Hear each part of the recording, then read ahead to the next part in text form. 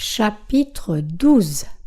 Croyons en Jésus avec la compréhension du ministère de Jean-Baptiste.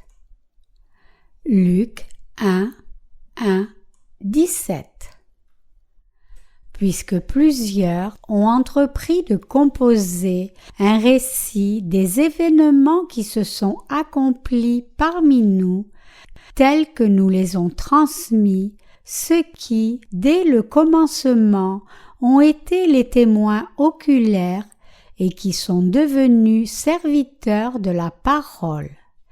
Il m'a semblé bon, à moi aussi, après avoir cherché tout, exactement depuis les origines, de te l'exposer par écrit d'une manière suivie, excellent Théophile, afin que tu reconnaisses la certitude des enseignements que tu as reçus.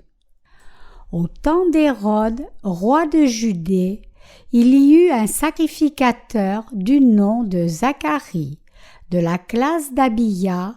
Sa femme était une descendante d'Aaron et son nom était Élisabeth. Tous deux étaient justes devant Dieu et suivaient d'une manière irréprochable tous les commandements et les ordonnances du Seigneur. Mais ils n'avaient pas d'enfants, parce qu'Élisabeth était stérile et ils étaient l'un et l'autre d'un âge avancé. Or, dans l'exercice de ses fonctions devant Dieu, selon le tour de sa classe, il fut désigné par le sort suivant la coutume du sacerdoce pour entrer dans le temple du Seigneur et pour y offrir le parfum. Toute la multitude du peuple était dehors en prière à l'heure du parfum. Alors lui apparut un ange du Seigneur, debout à droite de l'autel des parfums. Zacharie fut troublé en le voyant, et la crainte s'empara de lui. Mais l'ange lui dit : « Sois sans crainte, Zacharie, car ta prière a été exaucée. Ta femme, Élisabeth, t'enfantera un fils et tu l'appelleras du nom de Jean. Il sera pour toi un sujet de joie et d'allégresse et beaucoup se réjouiront de sa naissance. Car il sera grand devant le Seigneur, il ne boira ni vin, ni boisson enivrante, il sera rempli de l'Esprit Saint dès le sein de sa mère et ramènera beaucoup de fils d'Israël au Seigneur leur Dieu. Il marchera devant lui avec l'esprit et la puissance d'Élie pour ramener le cœur des pères vers les enfants et les rebelles à la sagesse des justes, et pour préparer au Seigneur un peuple bien disposé. Je suis reconnaissant de ce que Dieu nous ait donné la nourriture spirituelle abondamment. J'ai tourné un peu et là, j'ai acheté une photocopieuse, j'ai vu que les gens étaient très occupés à chercher quelque chose qui les satisferait. Ils étaient pauvres spirituellement, bien qu'ils vivent dans le matérialisme abondant et riche de cette époque. Ils ressemblent aux personnes qui errent dans le désert, cherchant une manière d'obtenir un verre d'eau en raison de la soif extrême. Ils sont réellement des personnes riches dans la chair et mondaines dans la perspective, mais j'ai vraiment estimé qu'ils étaient très pauvres et négligés quand je regardais à leur âme. À mes yeux, ce sont des gens qui combattent la mort parce qu'ils sont frappés de pauvreté et de faim spirituelle, des gens qui meurent de famine spirituelle extrême. Les voyant, j'en suis venu à réaliser la signification de la parole de Dieu. L'homme ne vivra pas de pain seulement, mais de toute parole qui sort de la bouche de Dieu. Quand Jésus a été tenté après les 40 jours de jeûne et de prière, la première chose avec quoi Satan l'a tenté était la nourriture. Satan, le diable, a apporté des pierres devant la présence de Dieu et a dit : « Si tu es le Fils de Dieu, commande que ces pierres deviennent du pain. » Quand Satan a tenté Jésus de cette manière, Jésus lui a répondu : « Il est écrit : l'homme ne vivra pas de pain seulement, mais de toute parole qui sort de la bouche de Dieu. » Et Satan échoua. Il dit que personne ne peut vivre de pain seulement et que toutes les personnes doivent vivre de la parole qui sort de la bouche de Dieu. Les humains ont besoin de manger du pain, mais chacun doit manger la parole de Dieu qui est le pain spirituel avec le pain pour la chair afin d'apprécier la vraie vie. Nous devons nous rappeler que nous pouvons vraiment vivre seulement si nous mangeons toute la parole de Dieu et donnons notre reconnaissance à Dieu le Père qui nous a donné le pain quotidien pour manger en ce monde. Combien devrions-nous être reconnaissants que Dieu le Père nous ait également donné sa parole comme nourriture spirituelle avec la foi. Néanmoins, je me demande si vous savez vraiment combien précieuse est toute la parole de Dieu pour vous. Nous devons savoir qu'il y a tant de personnes qui ne peuvent pas manger la parole de Dieu, même si elles le veulent. Nous devons penser à quel point nous sommes vraiment des personnes bénies dans la présence de Dieu pendant que nous voyons que certaines personnes ne peuvent pas manger de cette nourriture spirituelle. Nous devons être reconnaissants pour la parole de Dieu. Nous pouvons manger la parole du Seigneur abondamment avec la foi en l'évangile de l'eau et de l'esprit, mais la plupart des chrétiens ne peuvent pas encore manger la parole de Dieu avec la foi, bien qu'ils le veuillent. Le Seigneur dit que l'homme ne vivra pas de pain seulement, mais de toute parole qui sort de la bouche de Dieu. Il y a des gens qui vivent dans ce monde sans savoir qu'il y a cette parole de vérité, alors que la chose que tout le monde a besoin, c'est la parole de Dieu. Quand je pense combien de personnes errent ici et là sans pouvoir se nourrir de la parole de Dieu, quoiqu'elles sachent qu'il y a la parole de vérité, je réalise de nouveau combien vraiment nous sommes bénis par Dieu. Je me suis rendu compte combien sont bénis tous les croyants de l'Église de Dieu, les frères et les sœurs de notre Église.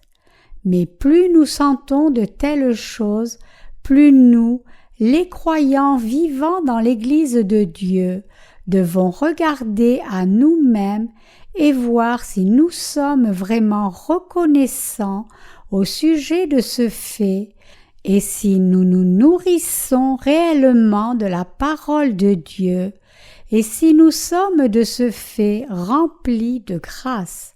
J'en suis venu à penser dans mon cœur que je devais enseigner cette préciosité au peuple dans l'Église parce qu'il y a probablement beaucoup de saints qui ne connaissent pas toutes ces choses telles que appeler le nom de l'Éternel dans l'Église, appeler le nom du Seigneur Jésus, le louant pour ce qu'il a fait, le priant, lisant et écoutant la parole et le partage spirituel, cela est vraiment la grâce précieuse du Père. Vous ne savez pas quelle grâce précieuse nous avons de pouvoir entendre la parole de Dieu maintenant. J'ai réalisé combien cela est précieux de pouvoir regarder la parole de Dieu et de vous la prêcher pour que vous l'entendiez et aussi d'avoir un partage avec les saints de notre Dieu. L'homme ne vivra pas de pain seulement, mais de toute parole qui sort de la bouche de Dieu. Alors, êtes-vous réellement reconnaissant et pensez-vous qu'il est précieux de se nourrir de la parole de Dieu? La parole de Dieu est vraiment précieuse. La parole de Dieu est à un niveau totalement différent comparé aux paroles que nous, créatures, parlons. Les Écritures mentionnent que toute la parole vient de la bouche de Dieu. Et donc, nous vivons par la parole de Dieu avec foi. Ceux de nous qui croyons en l'évangile de l'eau et de l'esprit devons naturellement manger la parole parce que nous sommes chers. En même temps, nous devons manger la parole de Dieu, tandis que les gens du commun mangent juste les choses du monde. Nous devons aussi manger les choses du ciel, parce que nous sommes esprits également. Je donne ma reconnaissance à Dieu de donner une telle bénédiction à nous tous qui croyons en l'évangile de l'eau et de l'esprit. Moi aussi, ayant une parfaite compréhension de toutes les choses en tout premier. Luc est l'auteur de l'évangile de Luc et il était docteur. Cette personne, Luc, mentionne l'évangile de Luc et les actes des apôtres tandis qu'il prêchait l'évangile du Seigneur avec l'apôtre Paul. L'évangile de Luc et les actes des apôtres étaient un seul livre à l'origine. Il y a une personne appelée Théophile qui apparaît ici et nous ne savons pas qui est exactement ce Théophile maintenant. Si nous regardons à Actes des Apôtres, chapitre 1, verset 1, cela commence « Théophile, j'ai parlé dans mon premier livre de tout ce que Jésus a commencé de faire et d'enseigner. » Et il continue Luc 1, 1, 4. Puisque plusieurs ont entrepris de composer un récit des événements qui se sont accomplis parmi nous, tels que nous les ont transmis ceux qui, dès le commencement, ont été les témoins oculaires et qui sont devenus serviteurs de la parole. Il m'a semblé bon à moi aussi, après avoir tout recherché exactement depuis les origines, de te l'exposer par écrit d'une manière suivie, excellent Théophile, afin que tu reconnaisses la certitude des enseignements que tu as reçus. Par conséquent, nous pouvons voir dans ce passage que les actes des apôtres et l'épître de Luc ont été écrits à une personne appelée Théophile. Théophile devait être une personne de position élevée puisqu'il est appelé excellent Théophile. Et il semble avoir cru en Jésus en tant que sauveur aussi. Alors que nous poursuivons, il est dit « Puisque plusieurs ont entrepris de composer un récit des événements qui se sont accomplis parmi nous, tels que nous les ont transmis ceux qui, dès le commencement, ont été les témoins oculaires et qui sont devenus serviteurs de la parole. Luc 1, 2. Jésus a eu 12 disciples et ils étaient des gens qui avaient expérimenté, entendu et vu réellement Jésus-Christ de leurs yeux humains et de leurs yeux spirituels. Ils ont partagé avec d'autres personnes la parole de Dieu qu'ils avaient entendue. Ils l'ont partagée exactement selon ce qu'ils ont vu, et il y avait beaucoup d'ouvriers qui ont pris le stylo pour enregistrer tout cela selon les faits. Ce disciple de Jésus, appelé Luc, a également pensé qu'il serait bon d'écrire à l'excellent Théophile au sujet de Jésus chronologiquement dès son origine. Il a également dit qu'il avait vu tout cela depuis l'origine en détail. Luc a dit qu'il faisait cela pour que l'excellent Théophile connaisse fermement, avec certitude, ce qu'il avait appris. Luc, un des disciples de Jésus-Christ, a commencé à écrire au sujet de Jésus-Christ aussi.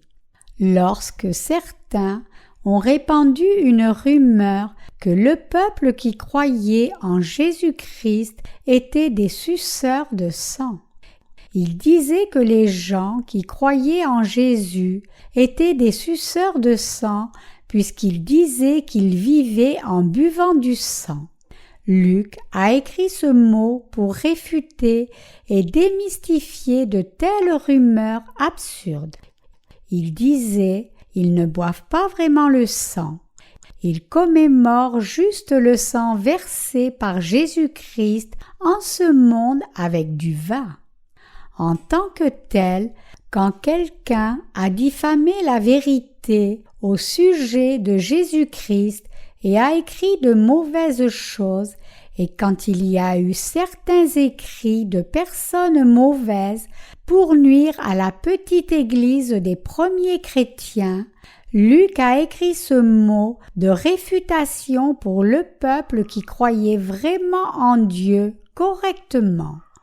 Il a démontré que la fausse allégation n'était pas vraie et l'a envoyée aux gens qui ont calomnié les enfants de Jésus-Christ et les personnes influentes en position élevée. Il a fait cela pour empêcher les personnes en position élevée du gouvernement de lire les écrits des calomniateurs et de croire simplement leurs écrits et par conséquent de persécuter les enfants de la foi. Beaucoup de gens peuvent avoir des idées préconçues. Il y a eu des gens à ce moment-là qui ont cru de telles rumeurs absurdes. La fausse allégation qui courait sur les gens qui croyaient en Jésus-Christ était que ces gens vivaient par le sang des êtres humains. Par conséquent, ils disaient que de telles personnes devaient toutes être tuées. Il y a un vieux dicton qui dit qu'un stylo est plus puissant qu'une épée.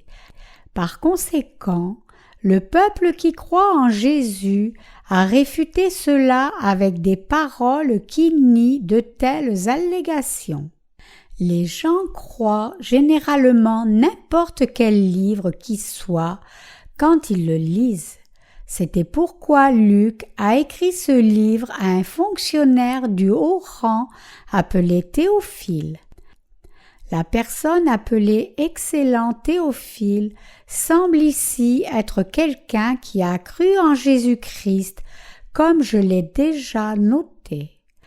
Peut-être est-ce pourquoi Luc, le disciple de Jésus-Christ, dit qu'il a pensé qu'il serait bon d'écrire une lettre détaillée au sujet de Jésus-Christ dès l'origine et des choses les plus fondamentales dans la mesure où il le savait.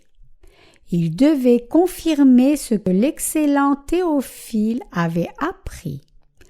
L'excellent Théophile avait appris la vérité et l'avait crue. Ainsi, Luc a écrit cette lettre parce qu'il a pensé qu'il serait bon de lui écrire au sujet de Jésus le Christ plus en détail. Ceci n'est rien d'autre que l'évangile de Luc. Jean-Baptiste qui est né de la famille d'Aaron. On appelle habituellement ce Jean qui a baptisé Jésus Jean-Baptiste pour le distinguer de Jean, le disciple de Jésus. Lisons la parole de l'évangile de Luc, chapitre 1, versets 5 à 7. Il est dit: Au temps d'Hérode, roi de Judée, il y eut un sacrificateur du nom de Zacharie, de la classe d'Abia. Sa femme était une descendante d'Aaron et son nom était Élisabeth. Tous deux étaient justes devant Dieu et suivaient d'une manière irréprochable tous les commandements et les ordonnances du Seigneur. Mais ils n'avaient pas d'enfants parce qu'Élisabeth était stérile et l'un et l'autre étaient d'un âge avancé. Luc 1, 5, 7. Cette histoire se passe à l'époque du roi Hérode d'Israël. Luc mentionne l'origine de la naissance de Jean-Baptiste en détail. Il y avait un prêtre de la division d'Abia et son nom était Zacharie et son épouse était Élisabeth. Il est dit: tous deux étaient justes devant Dieu et suivaient d'une manière irréprochable tous les commandements et les ordonnances du Seigneur. La division d'Abia se rapporte aux descendants d'Aaron le grand prêtre. Regardons la généalogie de Jean-Baptiste. Les divisions des prêtres descendants d'Aaron sont énumérées en 1 Chronique, chapitre 24. Regardons-le ensemble. Il est dit: Maintenant, ce sont les divisions des fils d'Aaron. Les fils d'Aaron étaient Nadab, Abihu, Éléazar et Ithamar. Et Nadab et Abihu sont morts avant leur père et n'ont eu aucun enfant.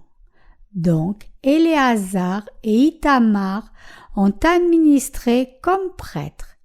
1 Chronique 24, 1, 2.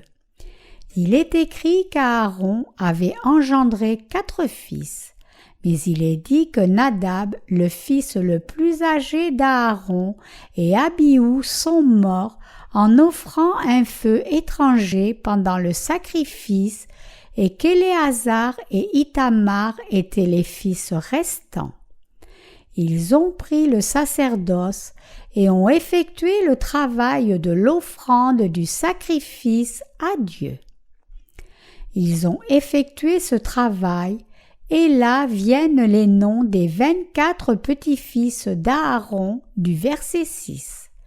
Et le scribe, Shemaïa, fils de Nathanéel, un de la tribu de Lévi, les inscrivit devant le roi et les ministres, devant le sacrificateur Tsadok, devant Ahimelech, fils d'Abiatar, et devant les chefs des familles des sacrificateurs et des Lévites. On prenait une maison patriarcale pour Éléazar et on prenait une autre pour Ithamar.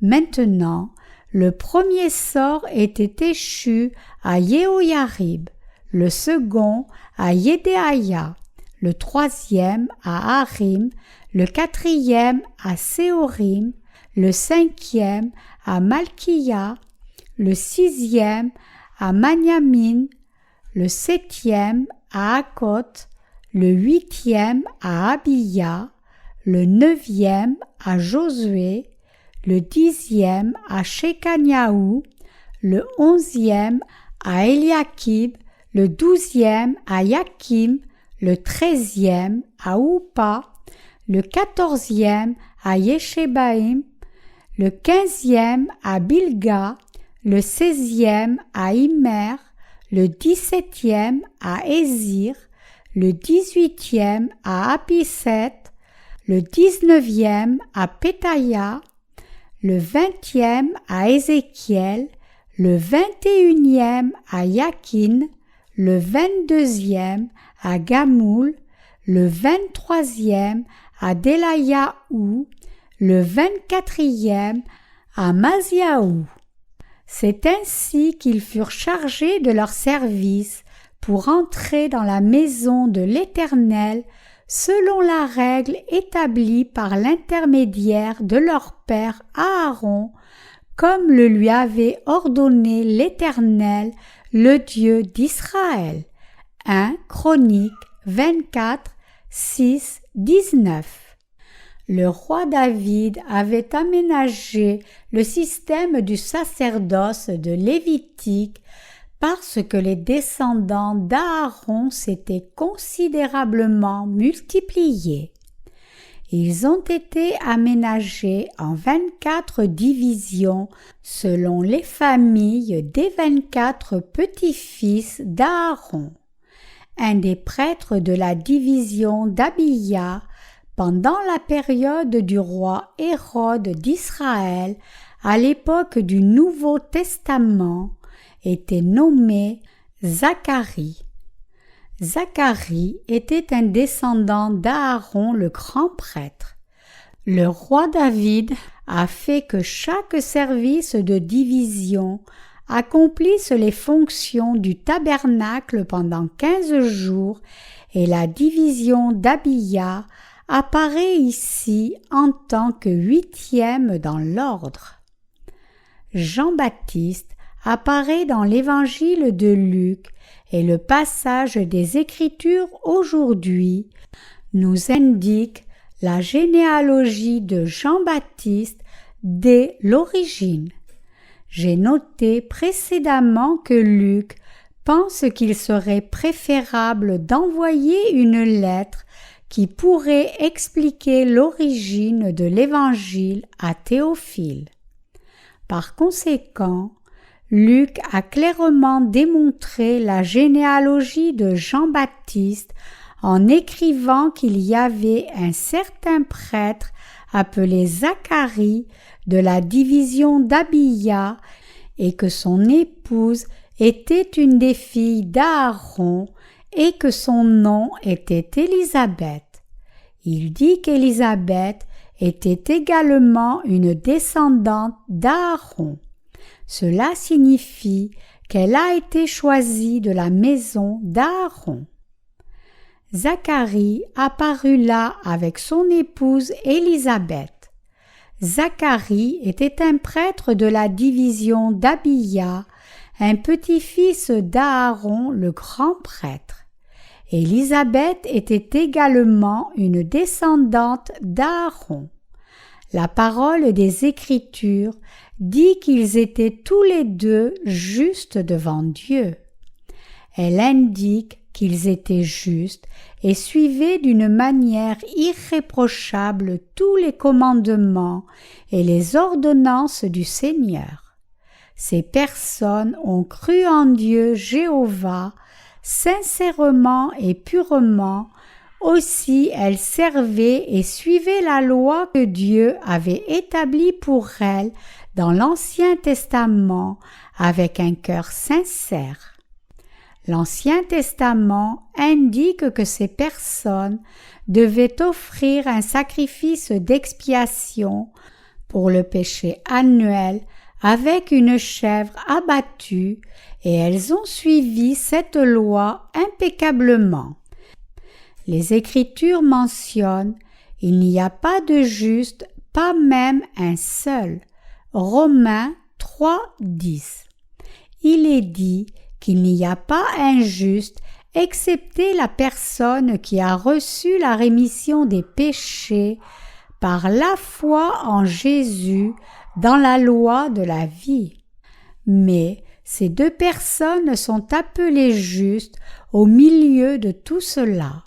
Cela signifie que même à l'époque de l'Ancien Testament, ces deux personnes ont cru que le Messie qui devait venir comme l'agneau du sacrifice selon la promesse de Dieu leur donnerait la rémission des péchés en prenant les péchés sur lui par le baptême et en mourant. C'est pourquoi ils sont devenus justes devant la présence de Dieu. Le passage des Écritures d'aujourd'hui indique qu'ils étaient justes, marchant dans tous les commandements et ordonnances du Seigneur d'une manière irréprochable. Ils étaient justes dans leur marche, non seulement en parole. Et la parole des Écritures dit « Mais ils n'avaient pas d'enfants, parce qu'Élisabeth était stérile, et ils étaient l'un et l'autre d'un âge avancé. » Or, dans l'exercice de ses fonctions devant Dieu, selon le tour de sa classe, il fut désigné par le sort, suivant la coutume du sacerdoce, pour entrer dans le temple du Seigneur et pour y offrir le parfum. Toute la multitude du peuple était dehors en prière à l'heure du parfum. Alors lui apparut un ange du Seigneur, debout à droite de l'autel des parfums.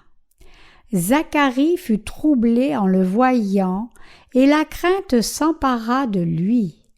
Mais l'ange lui dit « Sois sans crainte, Zacharie, car ta prière a été exaucée. Ta femme Élisabeth t'enfantera un fils, et tu l'appelleras du nom de Jean. Il sera pour toi un sujet de joie et d'allégresse, et beaucoup se réjouiront de sa naissance. » Luc 1, 7, 14. Comme vous pouvez le voir, ce vieux couple n'avait pas eu d'enfant. Pendant qu'il entrait dans le temple de Dieu pour effectuer son devoir en tant que prêtre selon l'ordre de la division, et tandis qu'il offrait un sacrifice, l'ange apparut à Zacharie au moment où il offrait l'encens. Zacharie a probablement prié Dieu pour son propre problème, tandis qu'il priait pour le peuple devant la présence de Dieu. Et vous, priez-vous comme lui? Les Écritures mentionnent que l'ange est apparu à ce moment-là et a dit « N'aie pas peur, Zacharie, ta prière a été entendue et ton épouse Élisabeth te donnera un fils et tu l'appelleras du nom de Jean. Il sera pour toi un sujet de joie et d'allégresse et beaucoup se réjouiront de sa naissance.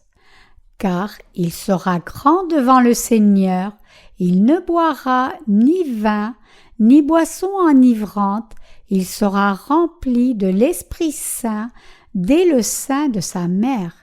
Il ramènera beaucoup de fils d'Israël au Seigneur, leur Dieu.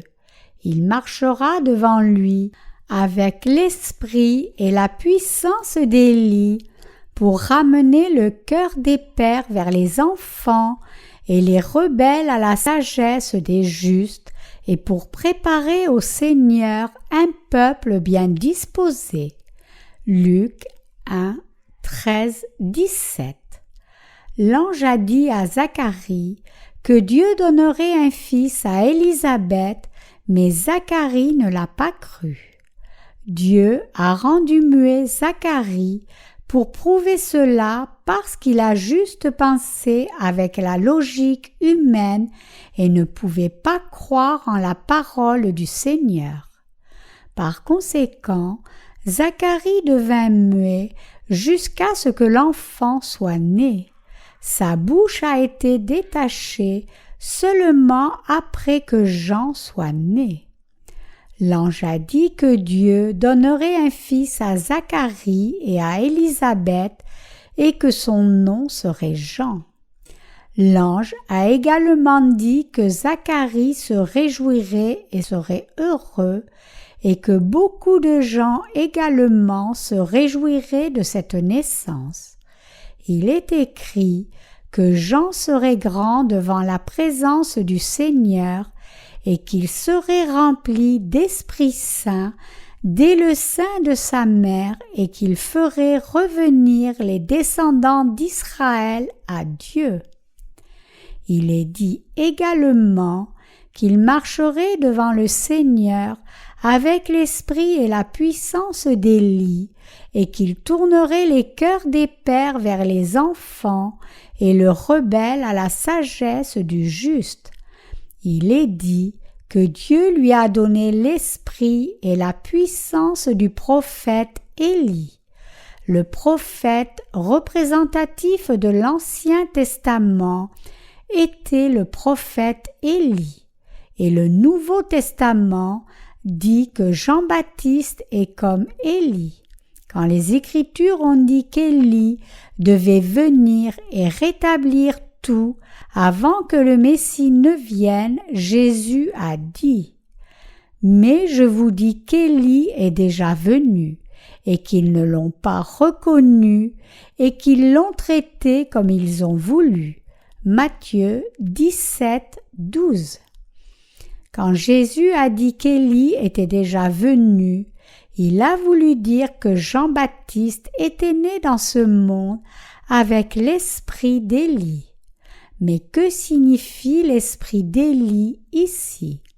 Si nous comprenons ce qu'est l'esprit d'Élie, nous pouvons voir pourquoi Jean-Baptiste était le représentant de toute l'humanité qui a préparé le chemin du Seigneur. Moïse est le représentant de la loi dans l'Ancien Testament, et le représentant de tous les prophètes est Élie.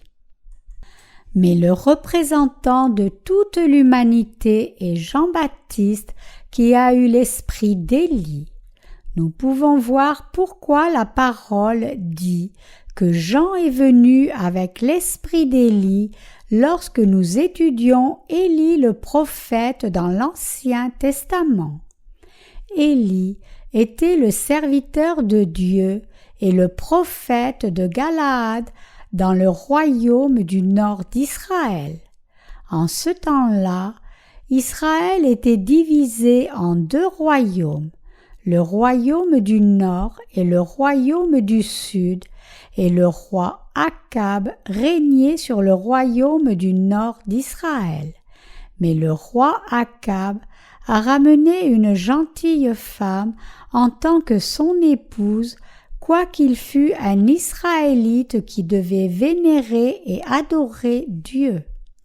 Son épouse, Jézabel, ramena Baal dans son palais dans le but de pratiquer un culte en tant que Dieu quand elle entra dans la maison d'Akab et les Israélites ont commencé à accepter et adorer Baal que leur reine Jézabel adorait.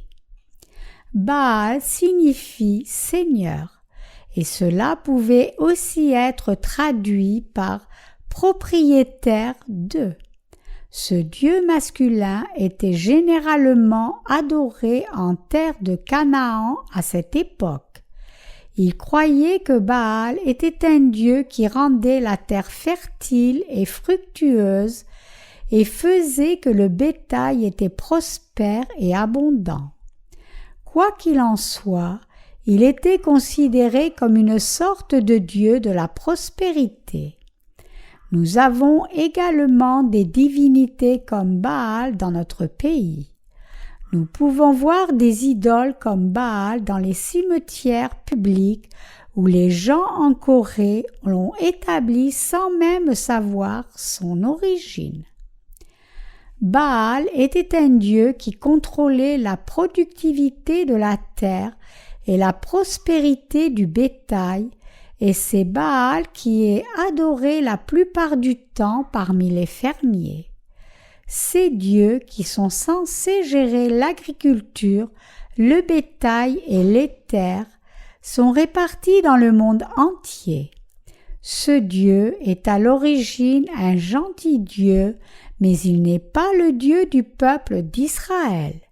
Ils ont apporté le gentil Dieu Baal et ont fait une sorte d'image de lui, l'ont adoré et l'ont prié pour la bénédiction et le bien-être de tous.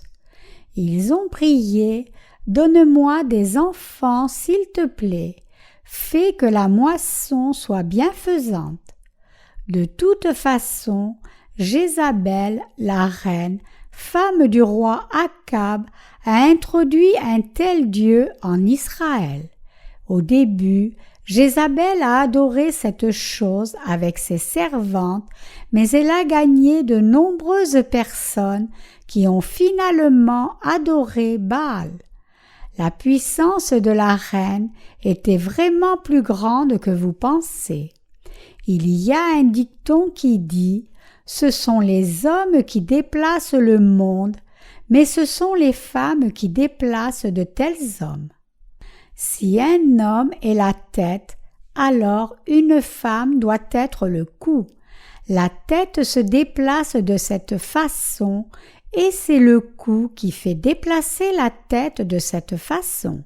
Si le cou ne veut pas se déplacer, alors la tête ne peut rien faire, mais rester juste sans bouger, même si elle veut se déplacer. De même, l'homme suivra et se déplacera quand la femme se déplacera. Comme cela, la reine Jézabel contrôlait le roi Akab. En conséquence, que s'est-il produit par la suite? Tout Israël est devenu un pays qui adorait Baal. Alors Israël est devenu un pays qui adorait l'idole Baal, le gentil Dieu, pas un pays qui adore Dieu Jéhovah. Le prophète à l'époque du roi Akab était Élie. Le premier prophète Moïse reçut la loi que Dieu lui donna au mont Sinaï et l'a proclamée au peuple d'Israël.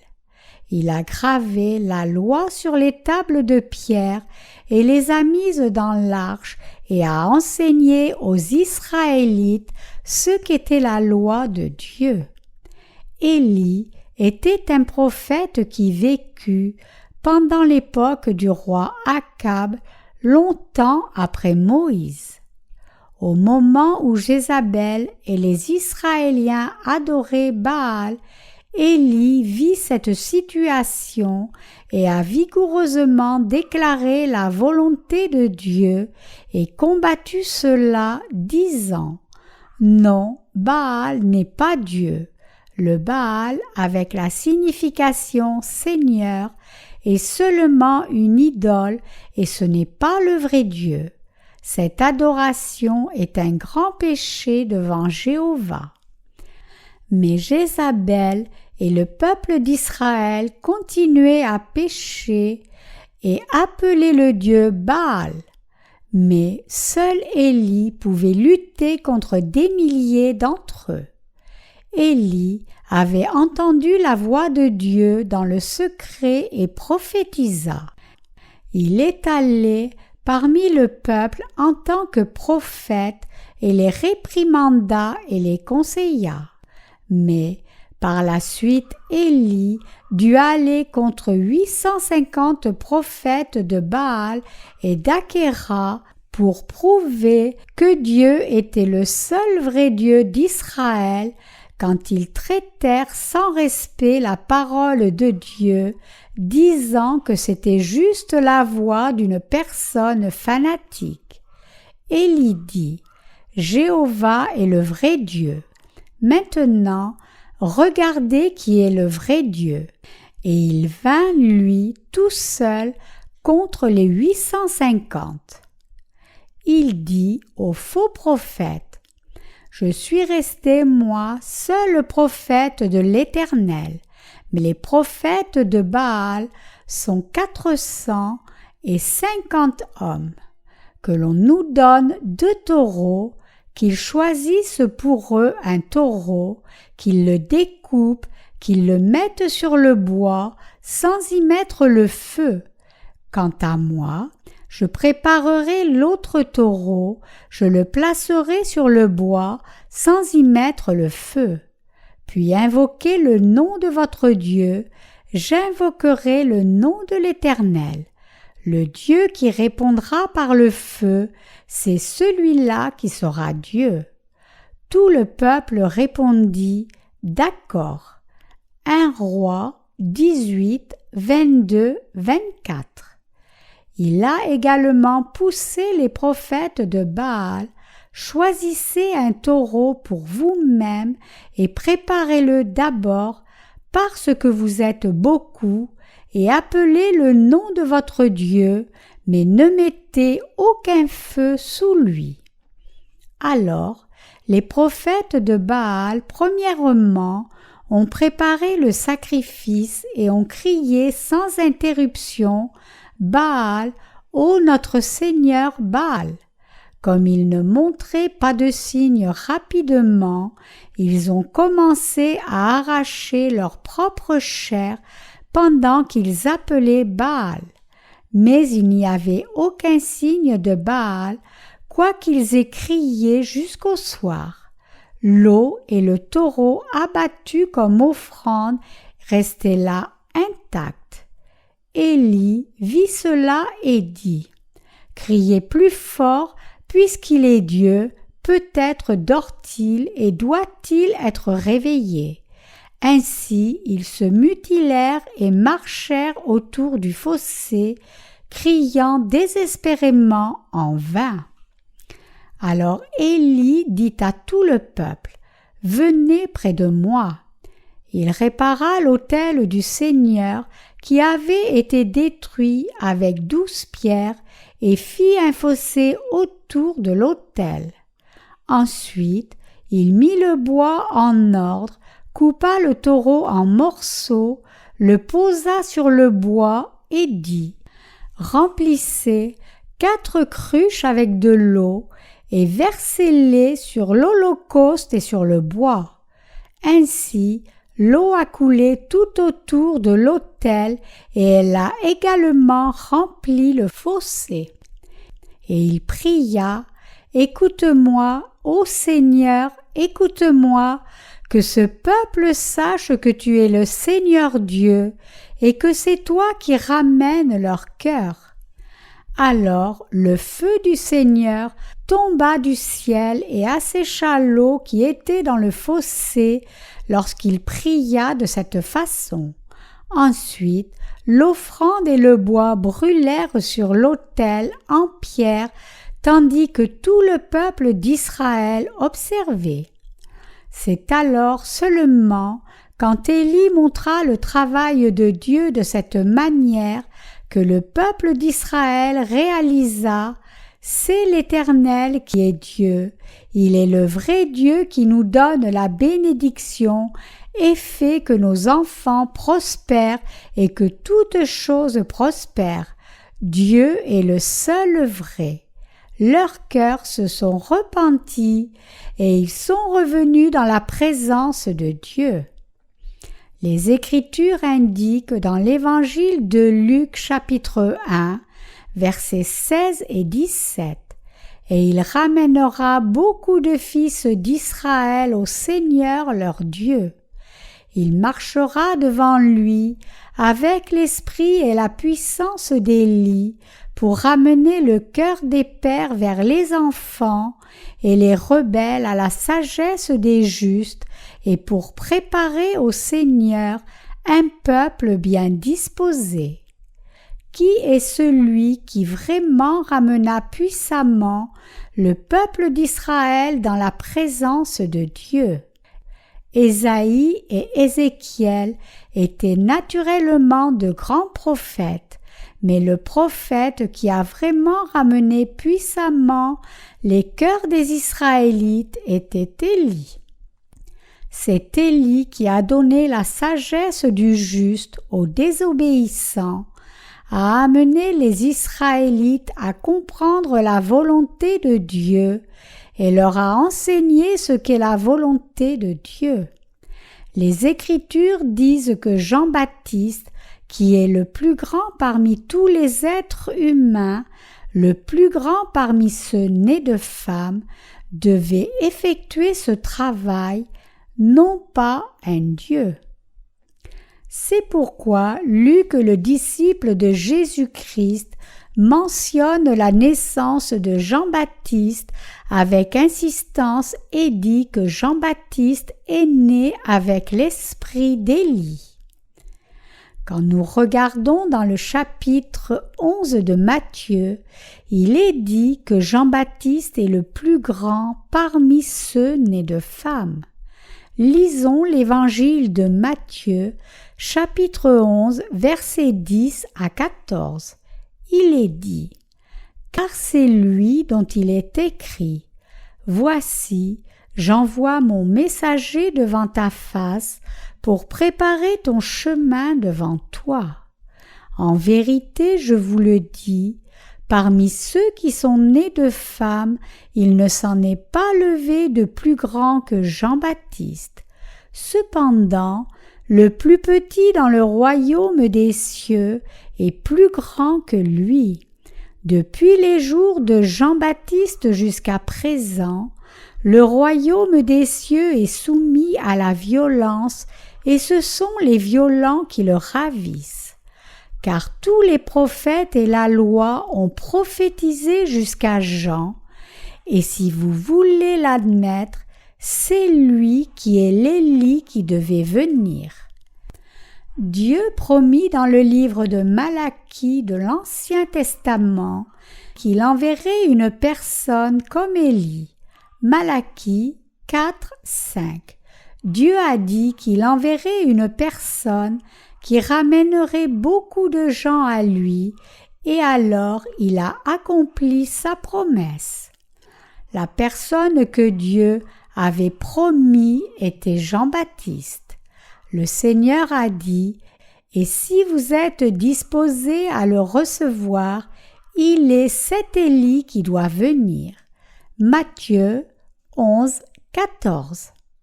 Beaucoup de gens dans l'Ancien Testament ont attendu l'Élie à venir. Comme ils attendaient le Messie, ils ont également attendu Élie qui les mènerait au Messie. Alors, Jean-Baptiste est né au début de l'ère du Nouveau Testament. Jean-Baptiste est né dans ce monde avec l'esprit d'Élie, et le Seigneur a préparé Jean-Baptiste pour que les pécheurs reviennent à Dieu, les délivrant de leur nature pécheresse et d'adorer Baal, le faux Dieu.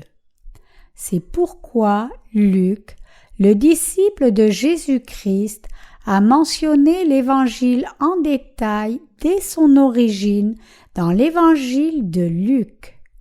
Bien que maintenant nous connaissions le ministère de Jean-Baptiste parce que nous avons entendu et avons cru en l'Évangile de l'eau et de l'Esprit, il y a beaucoup de gens qui ne connaissent toujours pas très bien qui est Jean-Baptiste et ce qu'il a fait. Même les chrétiens ne connaissent pas Jean-Baptiste qui est mentionné d'une façon si importante dans les Écritures. Ils ne le connaissent pas, quoiqu'ils aient lu l'Évangile de Luc, l'Évangile de Matthieu, l'Évangile de Marc et l'Évangile de Jean, alors que Jean-Baptiste est mentionné avec la plus grande importance dans les Écritures. Bien que les Écritures parlent de Jean-Baptiste avec une grande importance, les gens comprennent juste, superficiellement, pensant de lui, Jean-Baptiste est juste un des prophètes et le serviteur de Jésus, et ils disent juste ce qui leur vient à l'esprit sans même le connaître correctement. Même les chrétiens d'aujourd'hui disent des choses comme cela. Qui est vraiment Baal? Baal représente le faux Dieu de ce monde, mais Dieu, Jéhovah, est celui qui existe par lui-même. Il a dit « Je suis qui je suis » Exode 3, 14. Ce Dieu n'a pas été créé par une créature, mais Baal est une fiction de l'imagination créée par la pensée humaine. Les humains en font l'objet de leur culte et le prient pour leur prospérité. La chose créée par la pensée des créatures de Dieu est Baal, et c'est l'idole, c'est la religion du monde. Qui est notre Dieu? Le Dieu en qui nous croyons est le Dieu qui a créé l'univers comme mentionné dans les Écritures, le Dieu de la Trinité qui existe par sa propre volonté et par sa puissance est Jéhovah Dieu. Dit différemment, Jésus-Christ est notre Créateur, mais tant de personnes dans le monde croient toujours en Baal. Beaucoup de gens dans le monde, qu'ils soient chrétiens ou pas, ont créé leur propre Dieu de leur propre pensée et croient en eux avec des vœux pieux. La même situation a été dévoilée lorsque Jésus est né également et Jean-Baptiste a effectué le travail du prophète qui a fait connaître au peuple qui est vraiment Dieu. Jean-Baptiste est venu avec l'esprit d'Élie et il a fait réaliser aux gens qui est Dieu réellement et a tourné beaucoup de gens à la sagesse du juste. Qui est la vraie déité, le vrai Dieu? Est-ce le Dieu qui nous a sauvés du péché, le vrai Dieu, ou est-ce le Dieu qui ne peut pas même sauver une simple personne du péché? La déité qui ne peut pas sauver les personnes du péché pourrait-elle être notre Dieu? Mais ce n'est pas une exagération de dire que néanmoins beaucoup de chrétiens appellent réellement le Dieu Baal, même s'ils appellent de leurs lèvres le nom de Dieu Jéhovah. Certains définissent la foi en Baal comme faisant une sorte d'image et l'adorant. Mais Baal réellement peut être n'importe quel genre d'image ou d'activité. Cela peut même être une religion ou une dénomination. Cela signifie que même la levée d'une dénomination appelée christianisme pourrait être un Baal pour ses adeptes. Jean-Baptiste, qui baptisa Jésus-Christ, témoigna clairement au sujet de Jésus-Christ pour les personnes dans le monde. Jean-Baptiste témoigna clairement que Jésus-Christ est notre Sauveur. Jean-Baptiste témoigna clairement comment le Seigneur prit nos péchés sur lui. Jésus-Christ, en qui nous croyons, est le vrai Dieu. Le monde peut-il nous faire prospérer? Il peut sembler que le monde peut nous faire prospérer, mais ce n'est pas vraiment le cas. Seul Dieu peut nous faire prospérer. Seul Dieu peut nous rendre heureux, nous bénir et nous faire prospérer. Celui qui nous mène à la vie bénie et nous fait vivre dans le vrai bonheur n'est aucun autre que Dieu Jéhovah, aucune idole. C'est Jésus-Christ en qui nous croyons. Il est notre Sauveur. Quand nous regardons autour de nous, il y a tant de chrétiens à ce jour et à notre époque. Mais leur intérêt n'est pas en Dieu, leur intérêt est placé réellement en quelques personnes, quelque dénomination ou quelque organisme, quoiqu'ils disent croire en Jésus-Christ. Ils pensent qu'ils seront bénis s'ils adorent comme cela et qu'ils prospéreront s'ils s'accrochent à cela. Spirituellement parlant, c'est cela adorer les idoles et adorer les esprits mauvais. Leurs cœurs sont dans les entreprises, dans leurs dénominations respectives et vers quelque être humain, bien qu'ils disent avec leurs lèvres « Seigneur, Seigneur ». J'ai dit que le mot Baal signifie Seigneur. Ils disent Seigneur, Seigneur à Baal, aux créatures, au lieu d'appeler Dieu comme Seigneur, et sollicitent la bénédiction des créatures que Dieu a créées. Mais Baal, une créature de l'homme, a-t-il vraiment béni le peuple israélite? Baal a-t-il vraiment béni ce monde? Baal ne peut pas bénir quelqu'un. Baal n'a jamais pu bénir ce monde. Baal feint juste d'aider les gens, les exploite et les fait aller en enfer, mais il ne peut vraiment pas donner le bonheur aux gens qui l'ont adoré jusqu'à la fin. Même s'il semble qu'il les rend prospères, il les mène par la suite au feu de l'enfer. Parmi les chrétiens d'aujourd'hui, ceux qui n'ont pas reçu réellement la rémission des péchés ont Baal en tant que leur Seigneur, bien qu'elles appellent Seigneur, Seigneur. J'ai dit que Baal signifie également charge. Cela signifie la même chose car il est de nature tellement trompeuse dans le cœur des croyants chrétiens. Je veux dire que les chrétiens ont la sensation des choses dans le cœur, mesurant et analysant ce que les choses dans le monde peuvent faire pour eux et ce que peut faire pour eux la dénomination, et ainsi de suite, au lieu d'avoir la vraie foi en Dieu qui les bénit vraiment. Seul Dieu est notre Seigneur, et seul Dieu peut nous donner des bénédictions merveilleuses. Seul le Dieu Jéhovah peut nous donner la bénédiction. Seul le Dieu Jéhovah peut faire cela. Le croyez-vous?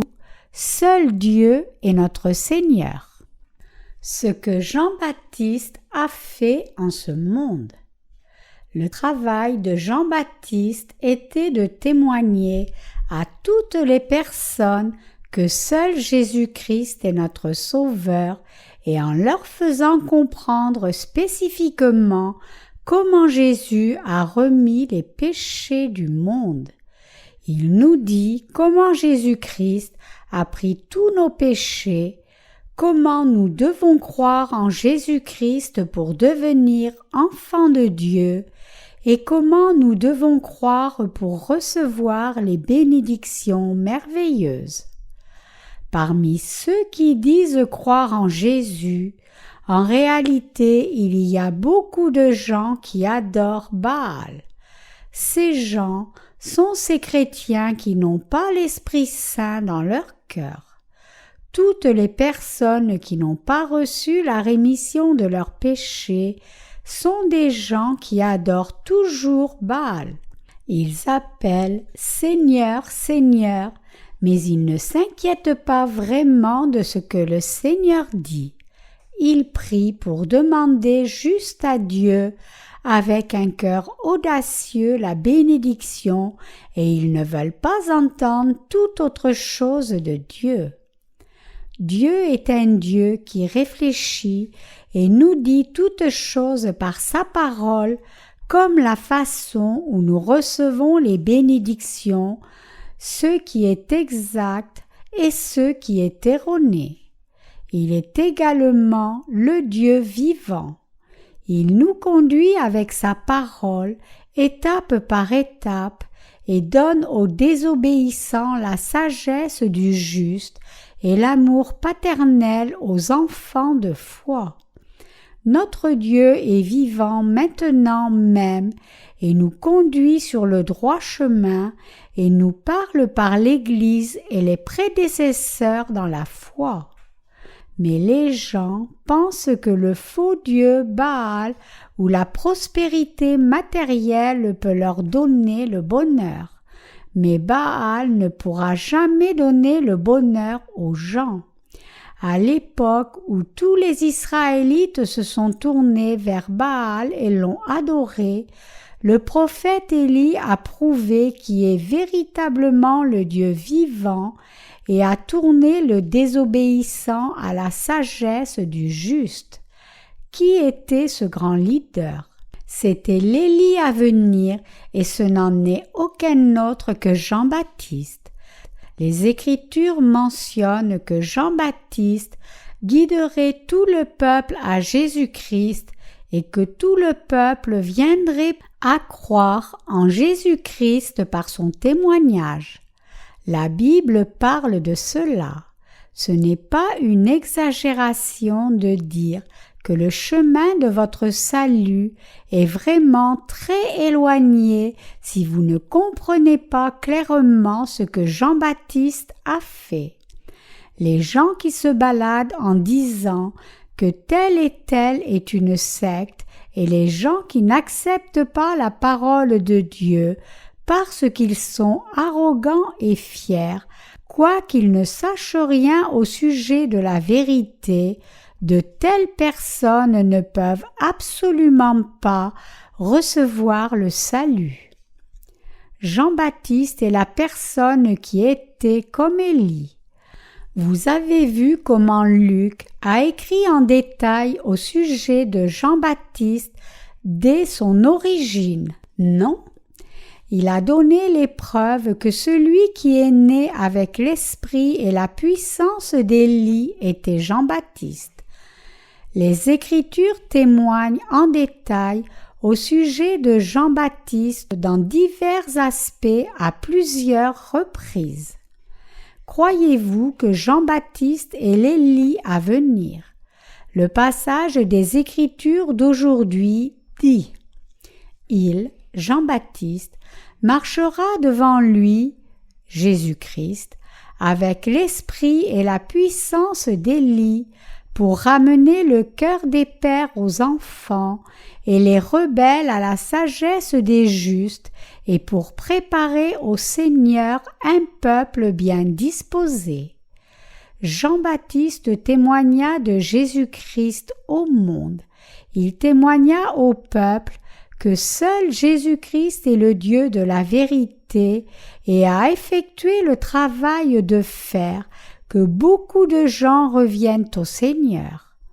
Il a fait que beaucoup de gens reçoivent la vraie bénédiction.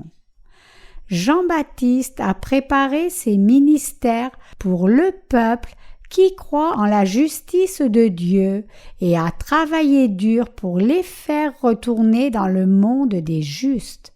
Il a vécu dans le désert, a été vêtu de vêtements faits de poils de chameau et sa nourriture était des sauterelles et du miel sauvage. Jean-Baptiste a soulevé le peuple qui a aspiré à vivre pour Dieu et a vécu vraiment impeccablement, vivant pour Dieu, et a mené beaucoup de gens au Christ. Il témoigna de lui jusqu'à la fin. Il a non seulement incité le peuple à recevoir la rémission des péchés, mais il a également incité les descendants dans la foi à avoir une foi correcte dans leur cœur pour Dieu.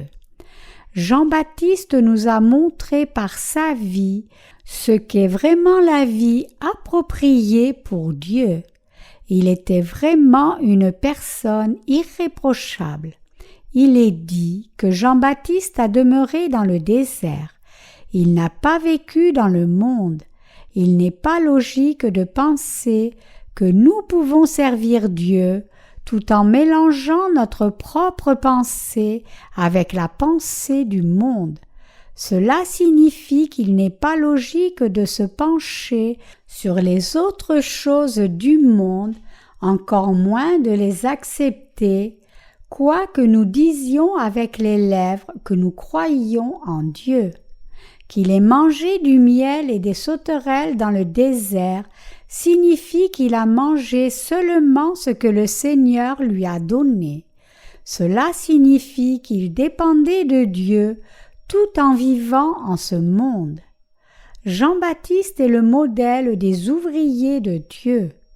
Bien que nous soyons insuffisants, nous devons également nous consacrer à Dieu et vivre pour lui, et nous devons être témoins de Jésus-Christ pour le reste de nos vies. Nous devons vivre nos vies en conduisant le désobéissant, les gens qui sont tombés dans le péché, à la sagesse du juste. Nous devons vivre nos vies en manifestant le Seigneur, la vie de faire que les personnes reçoivent la bénédiction. Luc parlait également de ce fait. Par la parole, nous avons examiné qui Jean-Baptiste, le prophète Élie à venir, était en détail dès sa naissance. Qui est Jean-Baptiste? Il est l'Élie de l'Ancien Testament. Qui est le représentant des Israélites? Moïse a reçu la loi de Dieu et a fourni la loi aux Israélites, mais le vrai représentant des Israélites est Élie. Élie, dans l'Ancien Testament, a vécu sa vie témoignant de Dieu et faisant que les Israélites reviennent de nouveau à Dieu, et ensuite est allé jusqu'à Dieu montant dans un char de feu. Jean-Baptiste est l'Élie à venir et le représentant de toute l'humanité. À la question de quelle division et à quelle famille il appartient, nous pouvons voir clairement une chose quand nous regardons à la naissance de Jean-Baptiste. Le fait est que Jean-Baptiste est une personne envoyée de Dieu. Ses parents étaient âgés et donc, humainement parlant, il était impossible qu'ils puissent avoir un enfant. C'était impossible dès le début. Aussi, la Bible déclare clairement: il y avait un homme envoyé de Dieu dont le nom était Jean. Jean 1,6. Jean-Baptiste est né par la providence spéciale, le travail, la force et la puissance de Dieu. Il est écrit que beaucoup de gens se réjouiront de sa naissance, pas seulement ses parents. La naissance de Jean-Baptiste est une bénédiction et une joie pour nous aussi. Il aurait été difficile que nous croyions en Jésus et nous aurions été raillés par le diable si Jean n'était pas né dans ce monde. Nous sommes venus à connaître Jésus-Christ.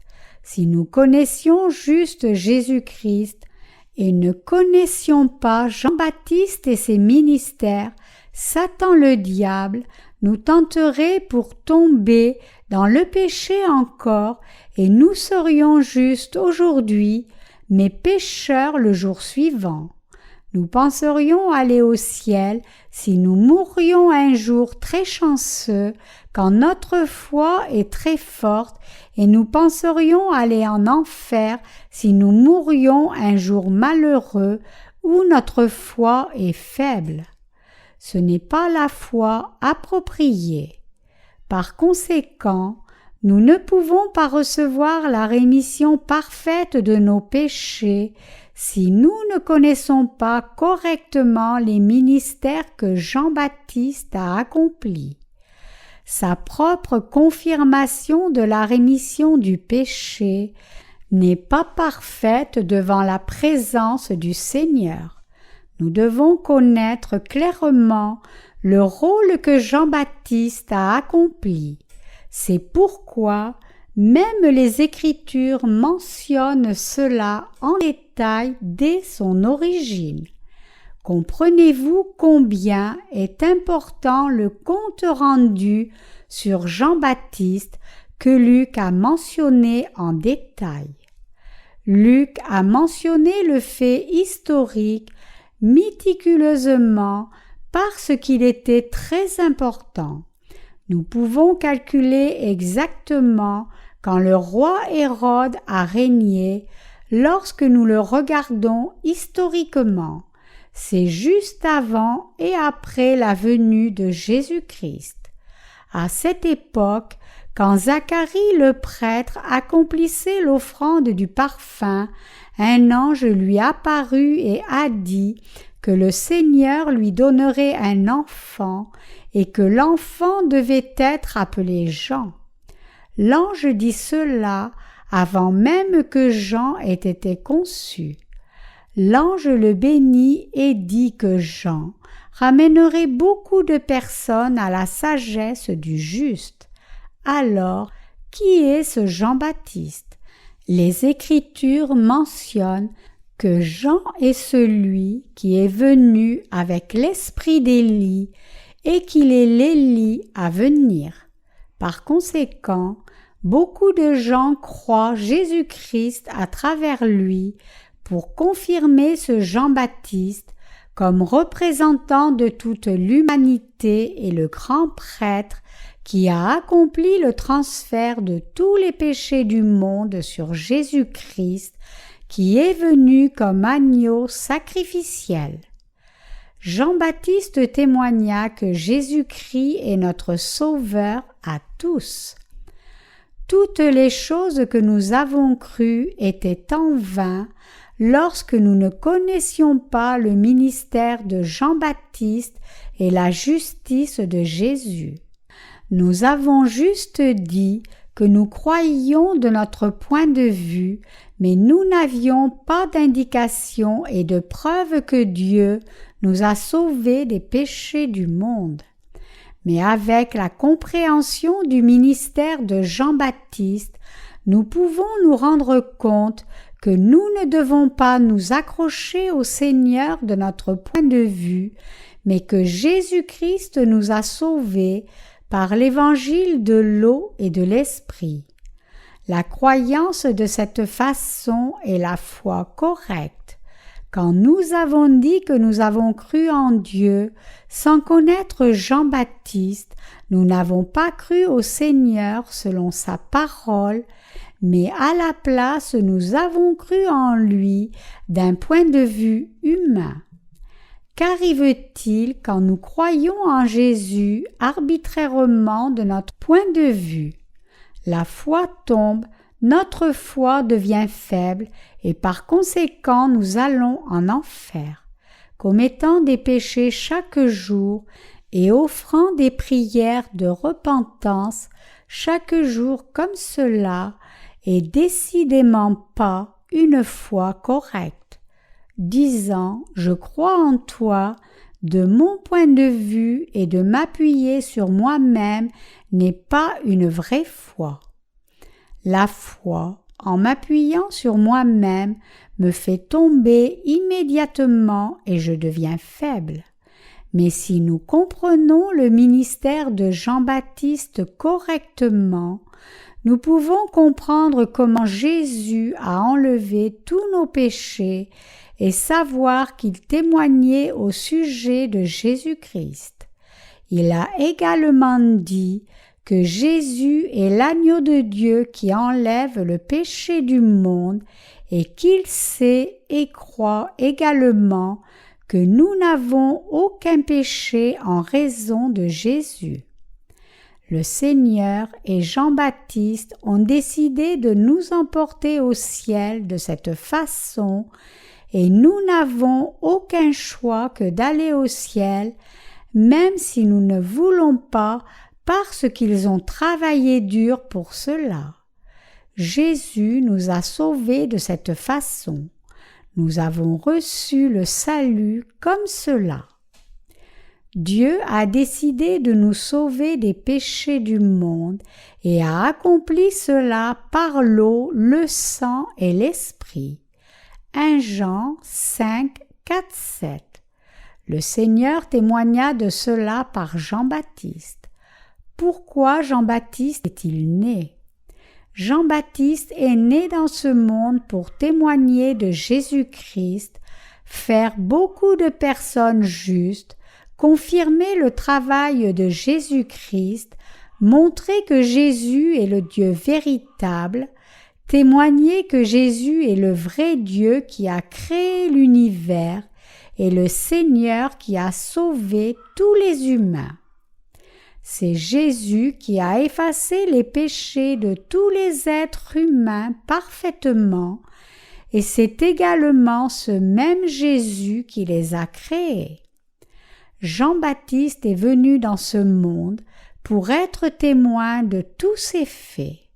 Je donne vraiment toute ma reconnaissance au Seigneur qui est venu chez nous par l'évangile de l'eau et de l'esprit.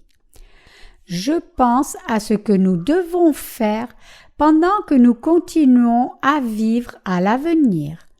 Nous devons ramener beaucoup de gens à la sagesse du juste, vivre la vie de témoin de Jésus-Christ, témoigner que Jésus est le vrai Dieu et le seul et unique Dieu qui a emporté tous les péchés du monde.